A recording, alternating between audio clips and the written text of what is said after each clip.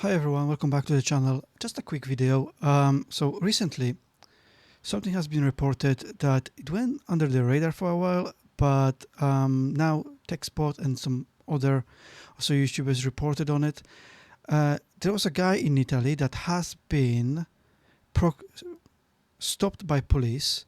His house has been raided only because he reviewed consoles that were containing micro SD cards with ROMs on it. So obviously someone reported him and they raided his house. They took like 30 consoles and he's now facing jail and he has to pay undisclosed amount of money, up to 50,000, I think, some euros. Now, obviously, we probably know it was either Sony or Microsoft or both of them that have reported him.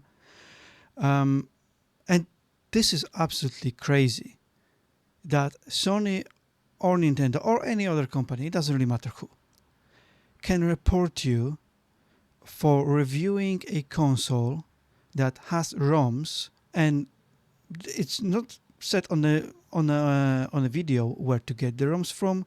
He got the ROMs already on a SD card directly from the company. So instead of going after those companies, after those Chinese companies that sell those gaming handhelds, they went after this YouTuber who has 50,000 subscribers.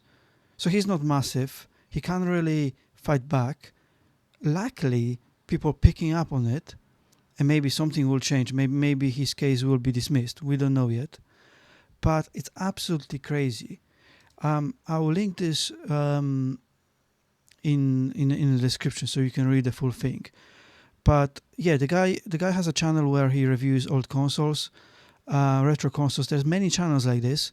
I follow many of those channels. Retro Pocket Droid, for example, and they're constantly reviewing consoles with the games that come from on those SD cards and the ROMs that come on those SD cards. And now apparently you're not allowed to do that. This is absolutely crazy. Think about this.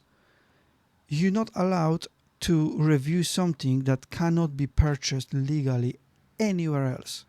You know, I'm against piracy completely. You shouldn't be pirating games. You should be supporting developers. But those games, ROMs, ISOs for, let's say, PlayStation 1, PlayStation 2, you can't buy those games anywhere. Those games cannot be purchased. The same with games for Nintendo. Most of them cannot be purchased. They can be played on, let's say, Nintendo Online, some of them, but there's only a handful of them. But you can't really buy Nintendo games from the retailer or directly from the publisher. Now, maybe, just maybe, we need something like stop killing games, but maybe stop killing online stores that sell old games. For example, you can't purchase any of the old Pokemon games anywhere legally. In theory, yeah. You can only purchase it in a second-hand market. And now I had a thought about this. If myself buy a Pokemon Red original cartridge from someone, and let's say that game is quite old and I could have been a 10th or 20th person that purchased that game from the second-hand market, yeah? That means that 19 people in total, 19 people didn't pay the full price for that cartridge to Nintendo. Should then Nintendo chase everyone who bought a second-hand market cartridge? I don't think so. So should they be chasing now everyone who purchased those second-hand games? Of course not. That's not how world works. Yeah, world works. If I purchase a second-hand market car, I don't need to then pay dividends to whoever I purchased it from. The same with books. The same with movies. Yeah, there are slight differences between.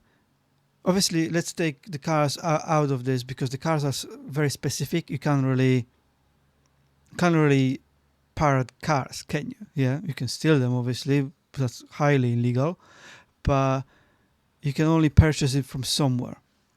But let's say books and movies, because they're very similar medi- mediums, and you can purchase them digitally or physically. Now, with books and movies, there is so many different places you can still legally purchase books and movies, even they are from, let's say, 70s, 80s, 90s. It doesn't really matter. You can purchase the legal copies of those things. If you look hard enough, you will find it, and you'll be able to legally own it. It will be yours. No one will be able to take it away from you unless they close the digital shop. Maybe we need something like that for the games as well. In the game industry, there is good old games that many they restore many of the DOS old DOS games that normally you wouldn't be able to play anymore. You would have to pirate it in a way that Nintendo thinks that would be pirating, even that you cannot really purchase those games anywhere else. But thanks to good old games, now you can. So you don't have excuse that, oh, I don't know where to get I don't know, Legend of Kyrandia from. You can, because you can go on Google Games and purchase it from there. And I used to download lots of abandonware. And that's how we used to call abandonware, because it was abandoned, no one was able to get that from anywhere else. But now we have initiatives like Google Games. You can purchase a game from there completely legally, and that's great. But there's nothing like that for the old games on consoles. Absolutely nothing. There's nothing like that for Xbox. Like Xbox, Microsoft closed 360 store. Basically, you can't purchase those games anymore. So if I now get a game that can only be was it's not backwards compatible. You can only play it on 360, but 360 store closed, and they're not selling those games anymore. In their eyes, I'm a thief, and I pirated their game, but I can't get it anywhere. Obviously, I can get it on a second-hand market, but at the same time, a second-hand market does not give them any money back. So it's crazy. I'm obviously let's be clear here. I'm not saying that second-hand market equals piracy. That's not what I'm saying. But if you can't, but what I'm saying is why companies try to prosecute people for playing games that cannot be purchased anywhere legally. That's what I want to know. That's what I want to know. And it's absolutely crazy for me that companies do that. There should be a law saying that if your game cannot be purchased legally anywhere, then that game becomes a public domain straight away. And you can take that game maybe out of the public domain. I don't know. Maybe the law needs to change somehow. If you create a store for those kind of things, for those kind of games, old games. But if you don't, if let's say why, if they can't be bothered to keep up the store for 3DS or for 360 or for PlayStation 2 or PlayStation 1 games, they can't keep up the store, online store for it. Why then myself I should be worried or have sleepless nights that I pirated the games or I got illegal copies of their games on my systems? You know. Also, how it's just nuts. You know. Yeah. Also, imagine this: if you purchase the game, so in theory, you the owner now of that disc, and you have a legal rights of doing with the disc whatever you want. You could throw it like a frisbee. You could throw it in the bin. It's yours to destroy. It is yours to play. When you sell that disc to someone, yeah, now they own the disc. They paid you. You didn't pay the company back. Yeah, so you didn't pay any dividends to, let's say, Microsoft.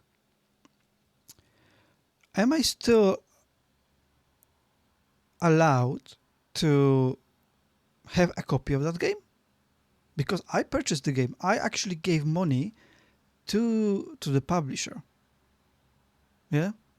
So when I paid, let's say, I pay 50 quid for, I don't know, example will be, let's say you pay 50 quid for the God of War, the first one, yeah? And then you sold it.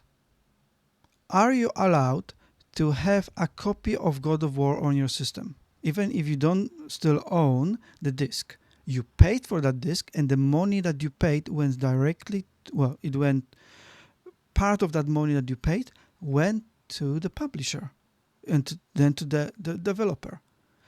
Whoever buys that game from me doesn't pay you shit, doesn't pay the publisher or developer shit.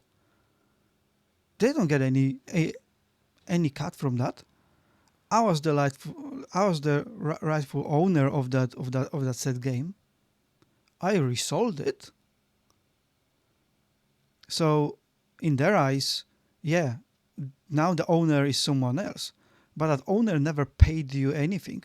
They didn't pay you a penny.